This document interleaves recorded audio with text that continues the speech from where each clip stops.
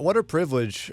He's such a generous guy. We've talked to him many times. I'm so glad to have him back with a really unique discussion today that many of you need. He is the creator and author of The Five Love Languages, as well as many other books. He's a psychologist, a pastor. Dr. Gary Chapman, welcome back to the show. Well, thank you. It's great to be back with you.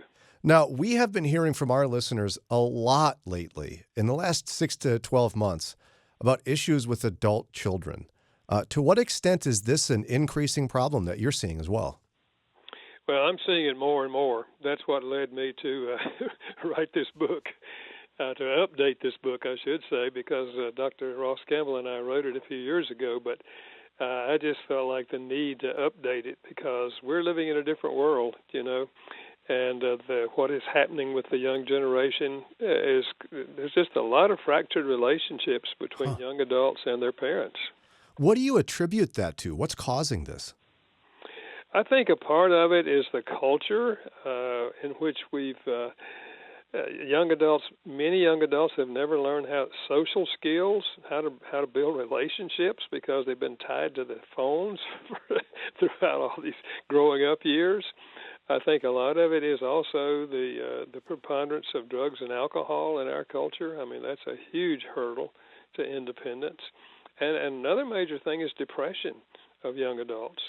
On college campuses, there's a pandemic of loneliness, and loneliness often leads into depression, and they can't function. Yeah. So there's just a lot of things we're facing now that we were not facing, 25 years ago.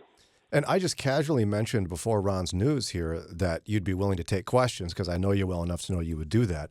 And immediately we had 3 questions come in. Again, you can submit yours, 440-546-2255.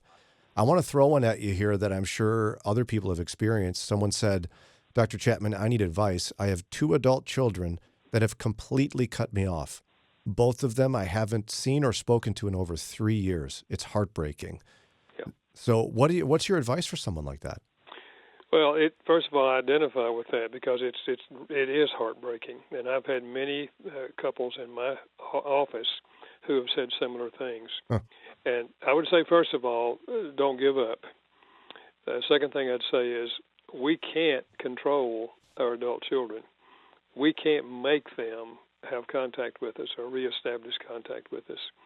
We can pray that God will continue to be working in their heart, bring people into their lives that might change their attitude and have them reach out to you.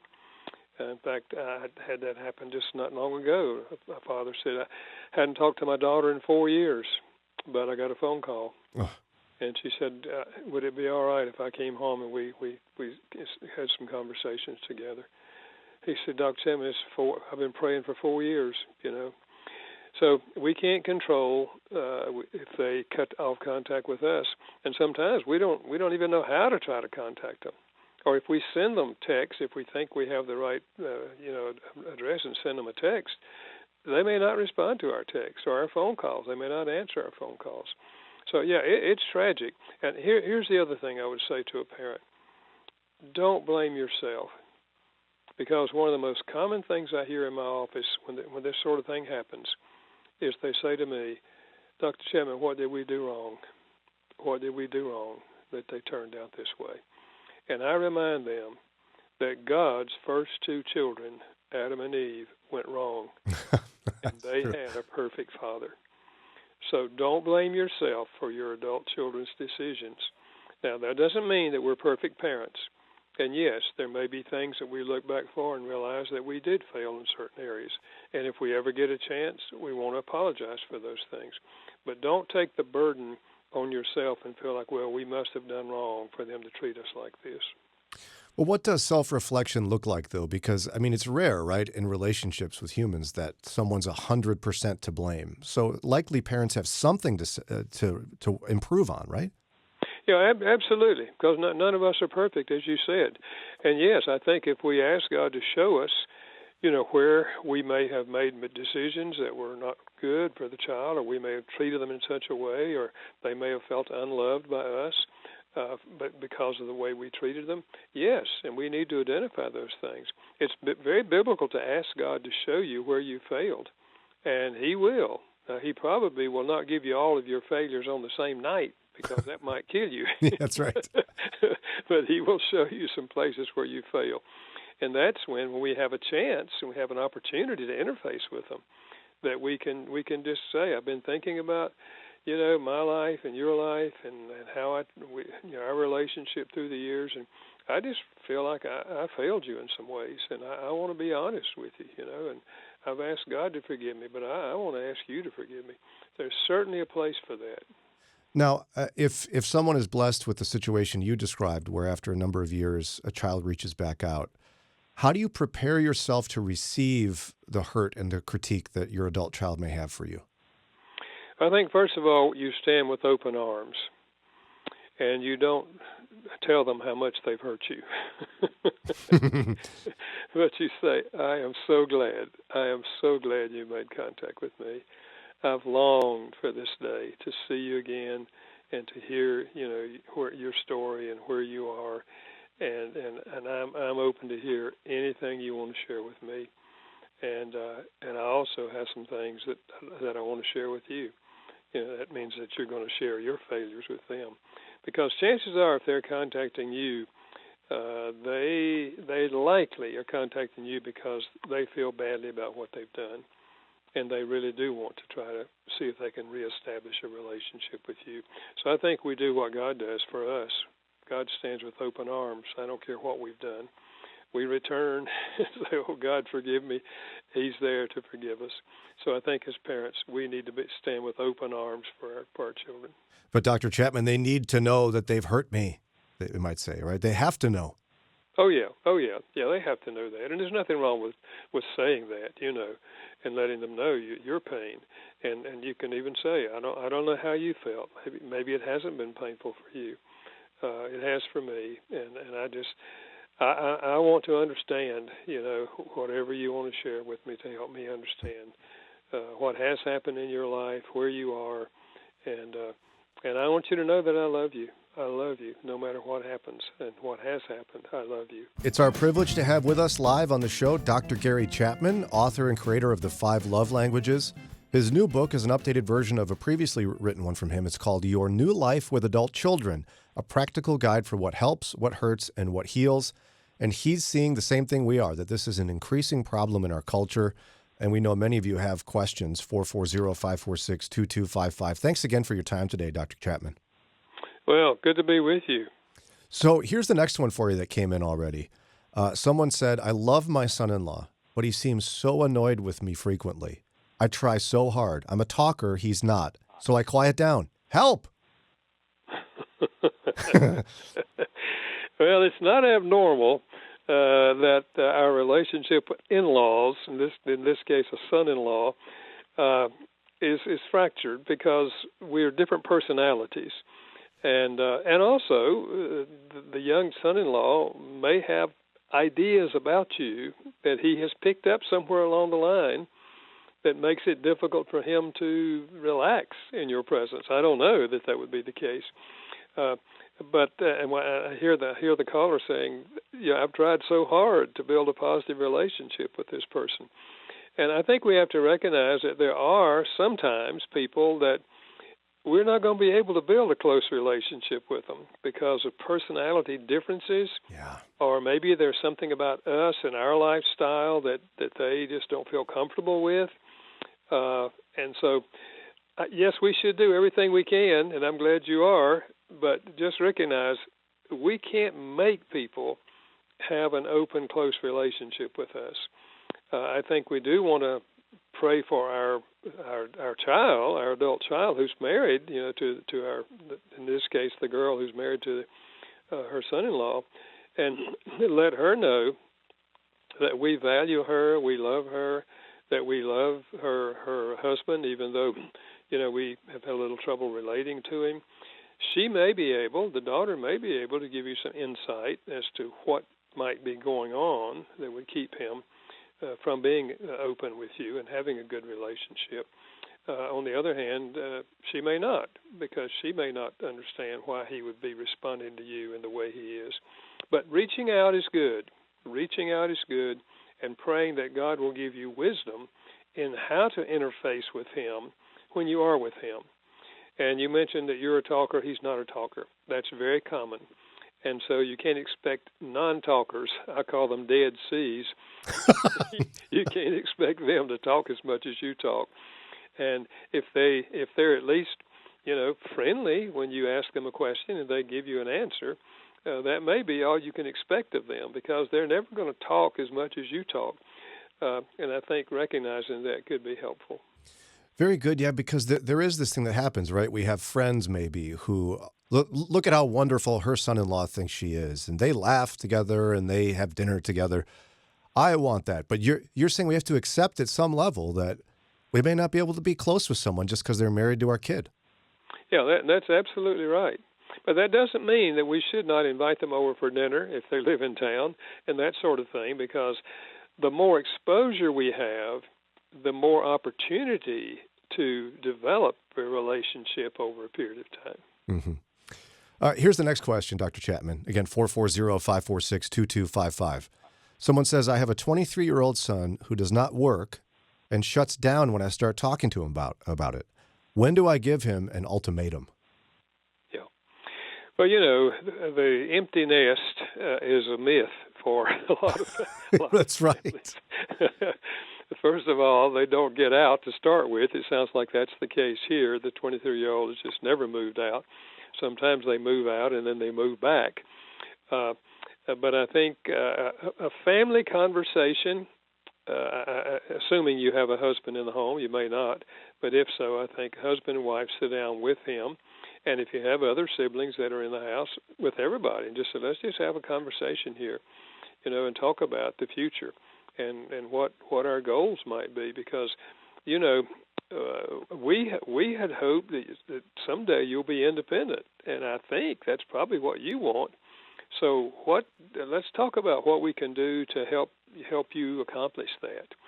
And it may be that he needs counseling for some reason, maybe his personality or other reasons, or it may be that he needs some specific training that would help him with a job that he might be interested in. Or if he has an interest in some kind of vocation, introducing him to adults who are in that vocation, and say, I have a friend, he probably would be willing to share with you kind of what the journey's like and what that's like, if you'd like to talk with him.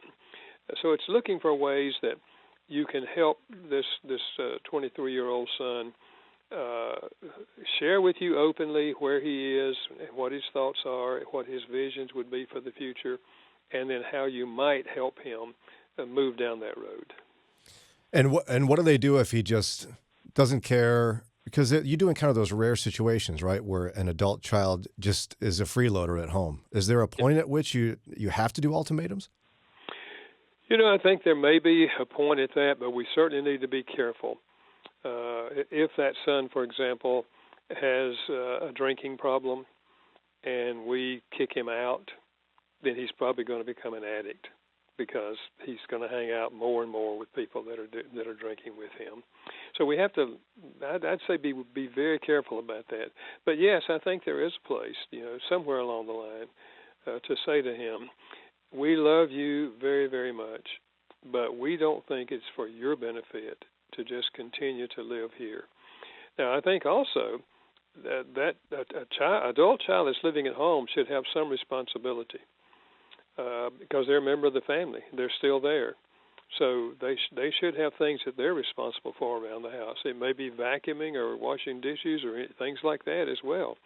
But a young adult who's really doing nothing except spending time online or whatever he happens to be into is not really happy with himself and may well be suffering from depression.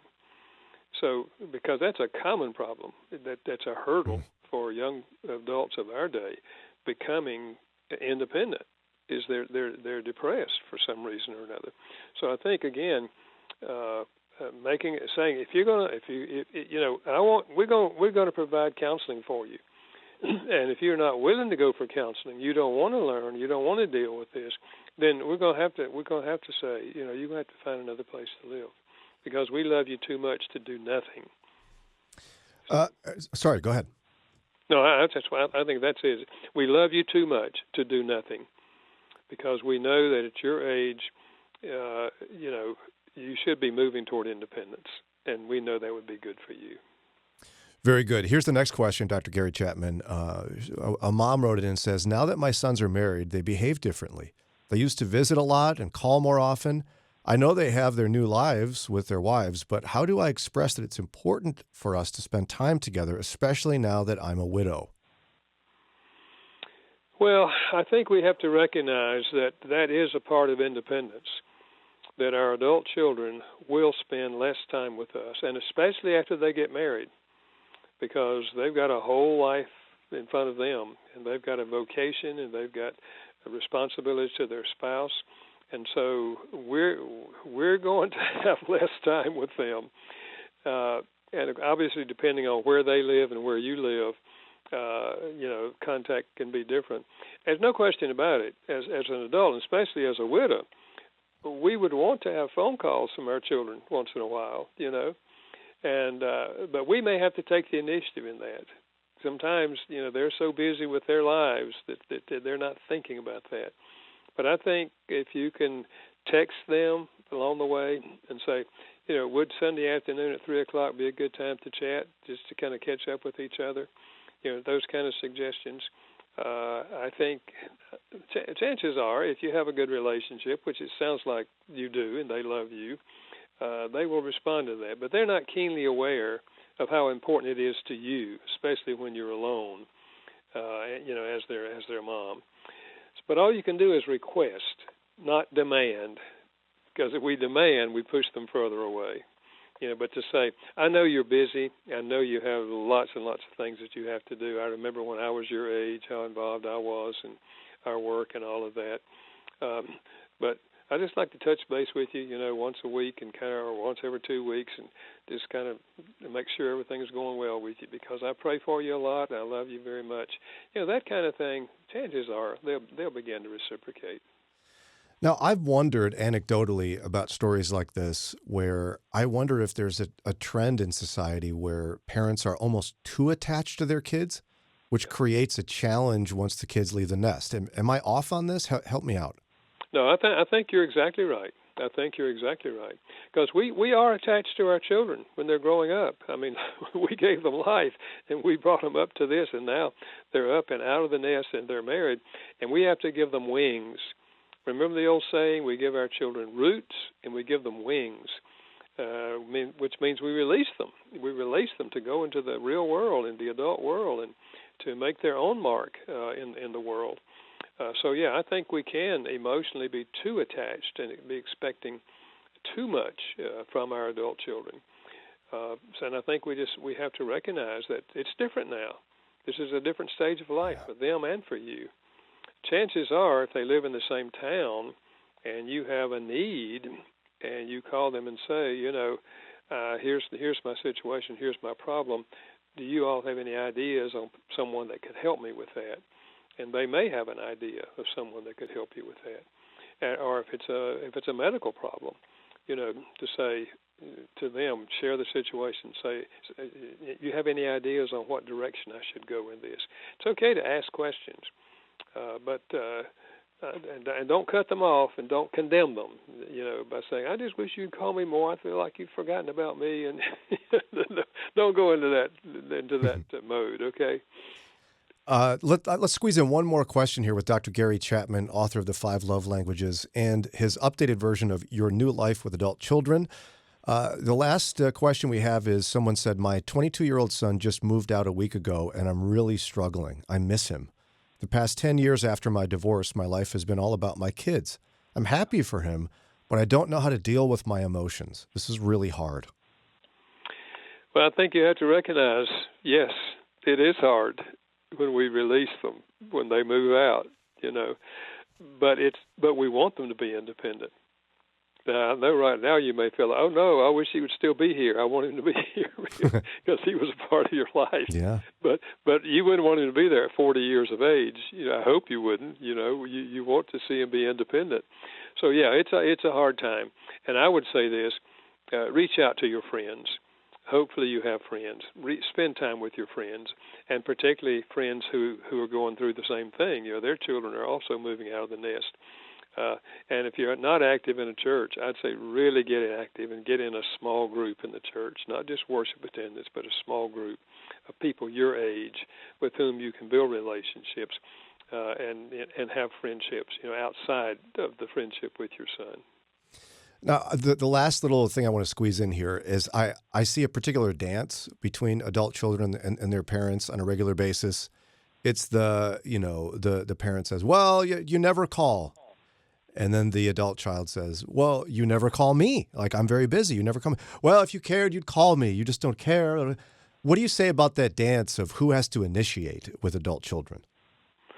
Well, I think when we condemn, we actually put a barrier between us and them, because none of us like to be condemned, for something that we're not doing, and when we may not sense that we're not doing it as well. But I think either can take initiative, but when we take initiative, it ought to be in terms of a request rather than, trying to make them feel guilty because they're not calling us or not connecting with us. Very good. Again, Dr. Gary Chapman is author of The 5 Love Languages. I highly recommend, if you're struggling with your adult child, there's a wonderful resource for you from Dr. Gary Chapman. It's called Your New Life with Adult Children, a practical guide for what helps, what hurts, and what heals. That's from Moody Publishers. You can go to moodypublishers.com or wherever you get your books to find that. And we know enough about you to know this has got to be a valuable resource for folks, Dr. Chapman. Well, I'm excited about this book. I think it will help folks, and it deals with all kind of issues, all kind of issues that we have with our adult children. Well, thanks again for your time today, and I'd encourage folks to also go to 5lovelanguages.com, 5lovelanguages.com, to learn more about that. Thanks, Dr. Chapman. We'll talk to you soon, I'm sure.